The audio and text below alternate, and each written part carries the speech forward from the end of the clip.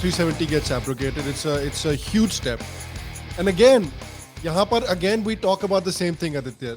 The way this step has been covered, or the way this uh, decision by the government has been covered in international media by so-called humanitarian organizations, by the way, that are supposed to care about rights of people, that are supposed to, raise the red flag about genocide and murder and rights of oppressed people.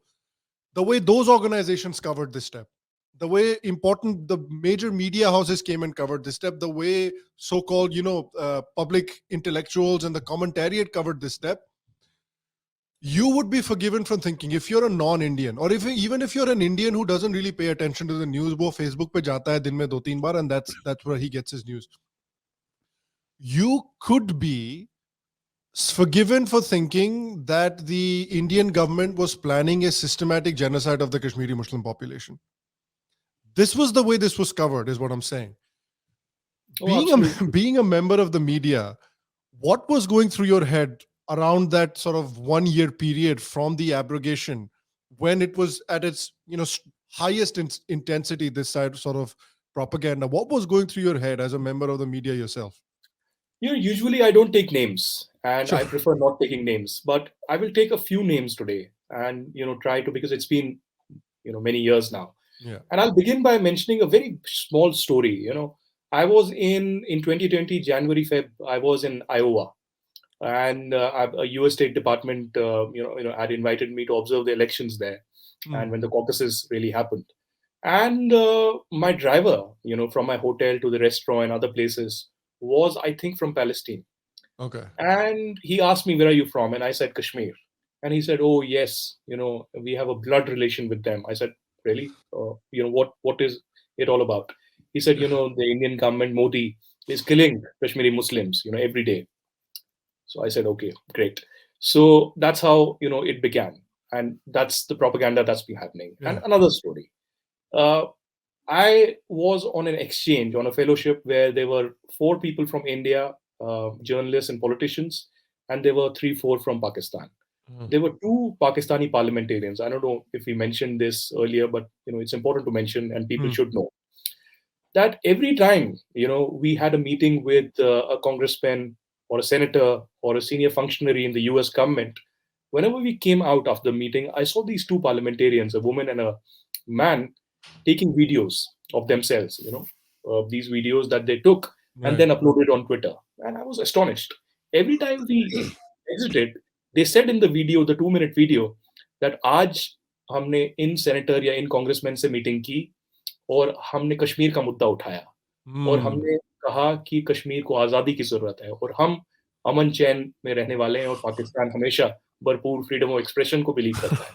But the most astonishing part, Sham, that I'll tell you, is that in no meeting did they mention Kashmir. In no meeting did they speak the K word.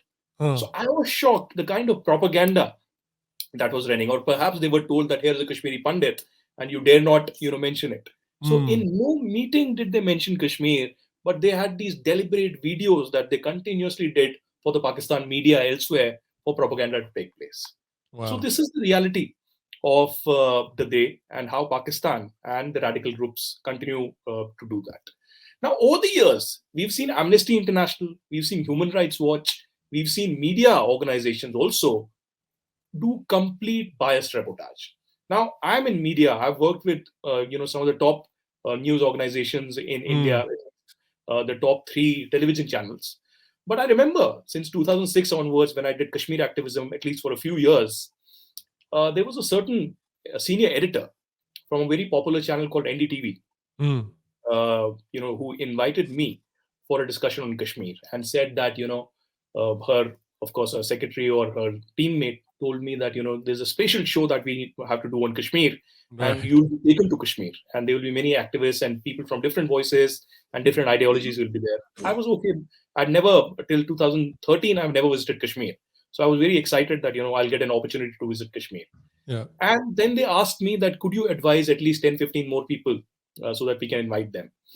So I said, great. I, named a few activists, a few prominent voices, etc. And after that day, I never heard from them. So I had friends in NDTV and I asked them that what happened. They said, we'll get back to you, we'll check. So they Wow. said that, this particular editor, she did not want you to be, as one of the voices representing Kashmiri Pandits, because she does not like you questioning separatists and terrorists. She does not really believe in this kind of That's incredible. narrative. I Yeah. said, okay, fair enough, not me. But what about the 10, 15 other people? She said she wanted the show to be foolproof. So the people that you advised were also blacklisted Oh and they my were not taken on board. So from that particular day, I was yeah. blacklisted from NDTV. Can you imagine? Because Wow. before that, on other issues, from Priyadarshini Mattu to anti-reservation, I used to regularly appear on NDTV. Yeah. Even Vikram Chandra invited me for a show on Kashmir as a panelist with Sajad Lone and different other people. But suddenly, this woman decided that I should be blacklisted. So this is the reality of media as well, of Yeah. how and this I'm talking about 2006, 2007. This is what Yeah, that's happened. not even that long ago, man. Yeah, and then I Yeah. saw the show, and there was same voices from the same coterie that were invited who said, "भाईचारा होना चाहिए, सब ठीक है, सब अमन चैन है, Of separatists course. ने कुछ नहीं किया, इनके साथ गलत हो रहा है." So this kind of tune used to be there. Now, what Yeah. happened after 5th August 2019, when the abrogation of 370 happened? I was there on ground. I Yeah. spent about 15 days there. When I returned, Al Jazeera contacted me, and Al Jazeera Mm. said that we want to make a special show where we will have different voices, etc. So since you have been tweeting regularly and writing about media's bias, do you want to cover that aspect as well? So I was like, okay, great, why not? So they interviewed me. They sent a team to my place, and I told them that particularly Al Jazeera, BBC, Washington Post, New York Mm. Times have been completely biased in their reportage. I mean, I am not asking you to stop questioning the Indian government. Question the Indian government. I mean, that is the duty of the any journalist. Yeah. Do that, but do that on the basis of facts. And if there are certain communities, certain people from different religions, etc., who are suffering, report that as well. Why not report the details of Article 370, what it was, how it Mm. was discriminatory, who was suffering, and after the abrogation, who is benefiting from it? Nowhere in New York Times, Al Jazeera, or BBC you will see this aspect being covered. So Mm. Al Jazeera, I told them that after 370 abrogation, it's been close to a month, but I don't see any kind of a street violence taking place. I don't see any kind of a stone pelting that was norm of the day in Kashmir happening. I don't see any terrorist attack taking place. I don't see any encounters taking place. So how do you tell me that situation has gone worse? Yes, I admit there was an internet blockade, which shouldn't have happened for a very long time. People suffered, and that shouldn't have happened. Mm. But there was no violence taking place. People were not being killed. So how can you say that situation was worsening? And I told them that the only two people that later got killed were truck drivers from Yeah. Punjab who actually went to Kashmir to take apples, to actually benefit the farmers of Kashmir. Yeah. And they were gunned down by Lashkar-e-Toiba terrorists in North Kashmir. And nowhere again in Al Jazeera, BBC, elsewhere, did you see any reportage or human interest story that here are these two truck drivers who were mercilessly killed by terrorists, Pakistan sponsored terrorists. So again, the bias, the hypocrisy, and the propaganda of the Western media has been completely out there. And I gave a half an hour interview, and I expected at least 5 minutes would be given to me, but hardly a 30-second clip, which I can send to you later, Wow. was Yeah. covered by Al Jazeera. So And what did they imagine, include in that? What did they include in that clip? they just included my one sentence that the Western media is biased and continuously harping that, just 30 seconds of Yeah. that. But when I gave facts, they did not cover that aspect. Wow. So Yeah, this it's very is, funny. It's like to show, okay, this is what is happening. And here's yeah, a crazy guy from India saying, oh, Western media is biased. Now back to the real news. absolutely. Yeah. So I'm not even shocked now because people are outrightly biased now. Now there is a certain That's journalist, I amazing. won't even call her a journalist in India, who is talking about Yemen, who is talking about Houthis, etc. But she's not even bothered about Kashmiri Pandits or Yeah. no, forget Kashmiri Pandits, even Muslims, the Shias who are Yeah. being discriminated in Kashmir, the Gujars and Bakarwals, the other communities who Like are being talk to discriminated the for all you're these so reasons. right, man. Like talk to the Shias about how happy they are that the state has been bifurcated. Like talk Exactly. to about how happy they are and how upset they were under that sort of Kashmiri sort of Sunni Muslim hegemony earlier. You Talk to know, them and you'll find out. Sham, Western media wants to and loves to cover India as a country of snake charmers and backward class. the visuals from California of burglary in train, NPR journalists thought that that was from India, and Yeah. that is the kind of bias perception that comes in.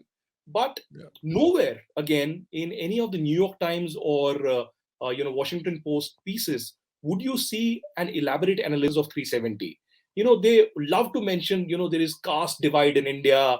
Brahmins discriminate against the other lower castes, and the government is also Brahminical in many ways.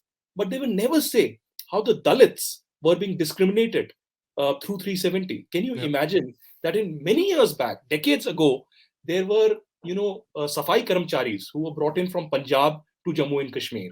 And gradually, these thousands of them, they settled there. But according to 370, according to the law, these people or their children could not apply in any other job. They Yeah. could only be sweepers. They could only be Wow. Safai Karamcharis in J&K government. Can you imagine? In an India of 2019, when finally, after that abrogation happened, till that Yeah. time, we had such a discriminatory law where the Valmikis and the Dalits did not have any rights equal to Kashmiris, equal to any other Indian citizen in Jammu and Kashmir. And imagine women of Yeah. Jammu and Kashmir, Muslim, Hindu, Sikh, Christian, anybody. The women of Kashmir or Jammu, if they married somebody from outside, did not get any kind of property. Yeah. Why? That's incredible. Were they second class citizens? Were they not human enough to be, get property rights? Yeah. So after 370 and 35A being completely destroyed and sent into the dustbin of history, now there are equal rights. Now, I'm not saying that the government is the best right now. Narendra Modi is doing the best he can. Yeah. What I'm saying is here is a government who has proven that what had to be done for decades ago has happened. They have shown courage. But there's a lot that you need to change. There's a huge conflict industry in Kashmir that needs to be changed. And now, after abrogation of 370, the expectations are even higher. Yeah. So I would just urge the government that not get into a deep slumber, but Mm. realize that this is a systematic campaign. There has been a conflict industry, and after 370 abrogation, we should not tolerate any kind of this business of radicalization or terrorism or locals taking government for a ride. Yeah. Even mainstream politicians from PDP and National Conference who have been in bed with the BJP in the past need to be told that you want to speak against us, you want to abuse us, do that under democracy. You have the right, but do not encourage separatism. Yeah. Do not encourage secessionism.